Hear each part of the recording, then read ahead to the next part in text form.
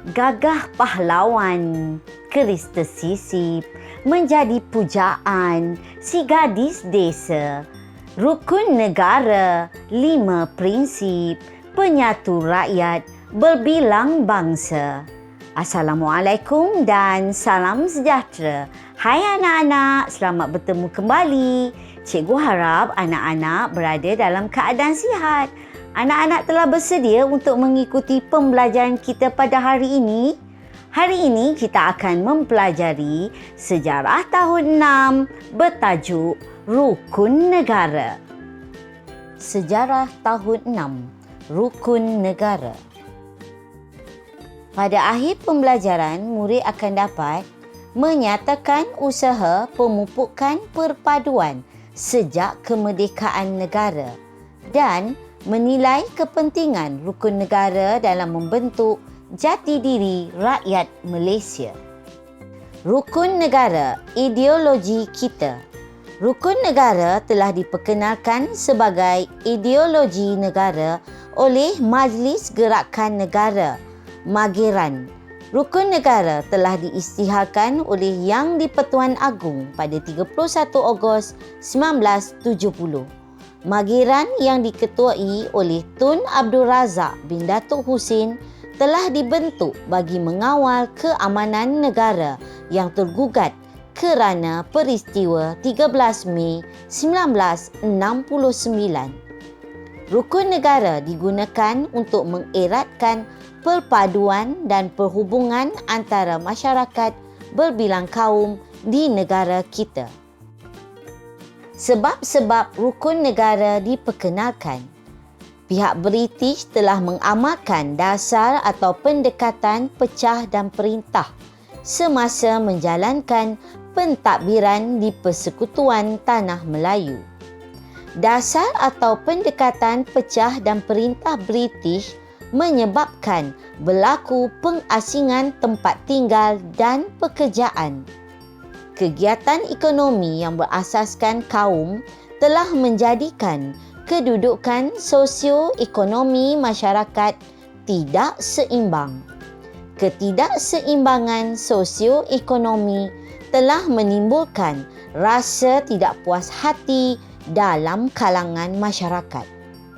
Perselisihan dan perbalahan kaum telah berlaku pada 13 Mei 1969. Peristiwa 13 Mei 1969 merupakan peristiwa hitam negara.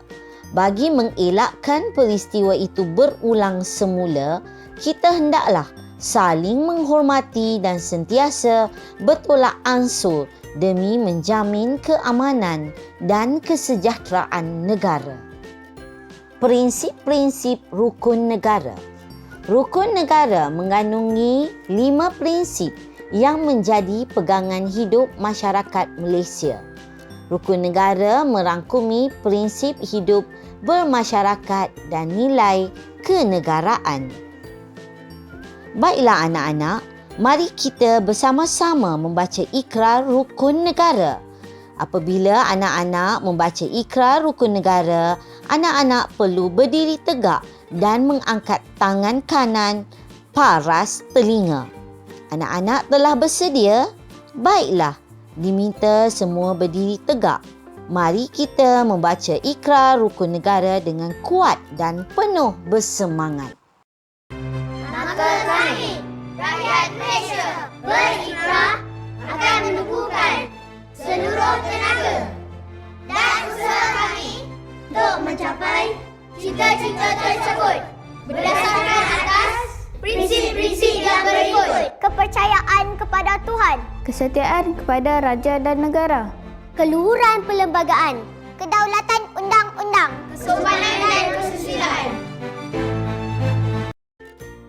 Rukun negara asas kehidupan masyarakat. Sebagai rakyat yang cinta akan negara, kita harus menghayati kelima-lima prinsip rukun negara. Melalui penghayatan ini, kita dapat membina kehidupan yang harmoni. Prinsip pertama, kepercayaan kepada Tuhan. Agama menjadi pegangan paling utama rakyat Malaysia. Oleh itu, setiap rakyat seharusnya menghormati amalan keagamaan masyarakat lain. Prinsip kepercayaan kepada Tuhan ini juga dapat menyatupadukan masyarakat yang berbilang kaum. Selain itu, rakyat dapat menjadi warga negara yang baik dan bertanggungjawab terhadap negara. Prinsip kedua, kesetiaan kepada raja dan negara. Negara kita mengamalkan sistem raja berperlembagaan.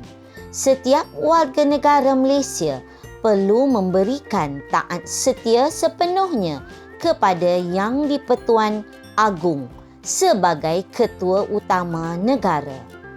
Pada peringkat negeri pula, rakyat dikehendaki memberikan taat setia kepada ketua negeri sama ada sultan, raja, Yang di-Pertuan Besar atau Yang di-Pertuan Negeri. Raja ialah simbol penyatuan rakyat.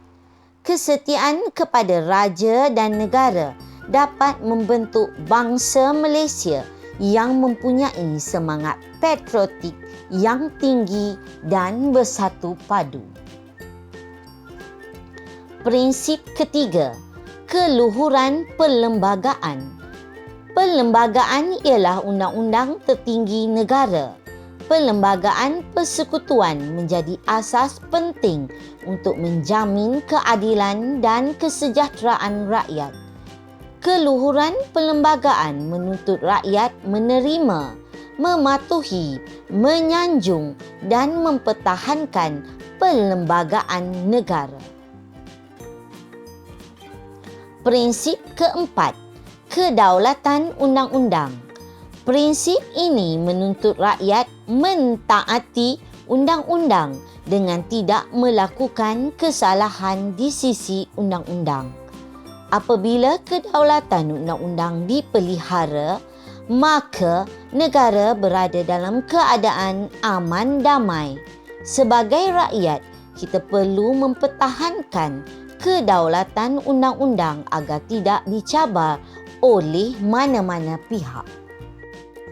Prinsip kelima, kesopanan dan kesusilaan. Kesopanan dan kesusilaan merupakan nilai murni yang perlu ada dalam setiap anggota masyarakat. Nilai murni tersebut melambangkan kepribadian seseorang individu. Pengamalan nilai murni dapat menjamin kehidupan masyarakat yang harmoni, saling menyayangi, memahami antara satu sama lain, sentiasa membantu dan bekerjasama dalam masyarakat berbilang kaum. Penghayatan rukun negara. Rakyat yang cinta akan negara Malaysia perlu menghayati rukun negara. Rukun negara berperanan melahirkan masyarakat yang bersatu padu, membentuk masyarakat yang harmoni. Kemakmuran negara dapat dinikmati bersama-sama. Masyarakat akan dibantu apabila memerlukan bantuan. Menjamin keutuhan negara. Keutuhan negara dinikmati bersama-sama oleh rakyat melalui kesetiaan kepada raja dan negara. Mempertahankan keadilan. Menjamin setiap rakyat mempunyai kedudukan dan taraf yang sama di sisi undang-undang. Menerapkan nilai murni.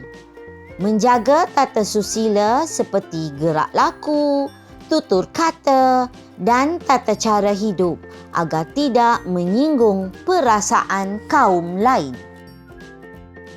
Membentuk satu bangsa dan negara. Rakyat Malaysia tanpa mengira kaum, bangsa dan agama berperanan memupuk kerjasama demi keamanan, dan kemakmuran negara.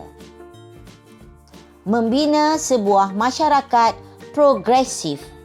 Penguasaan dalam bidang sains dan teknologi sangat penting untuk membantu kemajuan negara. Masyarakat bukan sahaja menguasai sains dan teknologi, tetapi juga menguasai nilai murni untuk kemakmuran negara. Baiklah anak-anak, cikgu harap anak-anak telah memahami apa yang kita belajar pada hari ini. Untuk itu, mari kita uji minda. Soalan tugasan. Bincangkan di dalam kumpulan. Soalan pertama, senaraikan peranan rukun negara dalam kehidupan masyarakat. Soalan kedua, nyatakan faedah menghayati prinsip rukun negara. Dan soalan yang ketiga, bagaimanakah cara kamu menghayati prinsip rukun negara? Lakunkan. Baiklah anak-anak, cikgu harap anak-anak dapat menyiapkan tugasan yang cikgu berikan di dalam kumpulan. Sila bergerak ke kumpulan masing-masing. Selamat menyiapkan tugasan. Cikgu harap anak-anak telah dapat memahami tajuk kita pada hari ini, iaitu berkaitan rukun negara. Cikgu harap anak-anak akan menjadi seorang warga negara Malaysia yang penuh bersemangat. Baiklah anak-anak, jangan lupa tekan butang subscribe dan like di bawah. Bye. Assalamualaikum.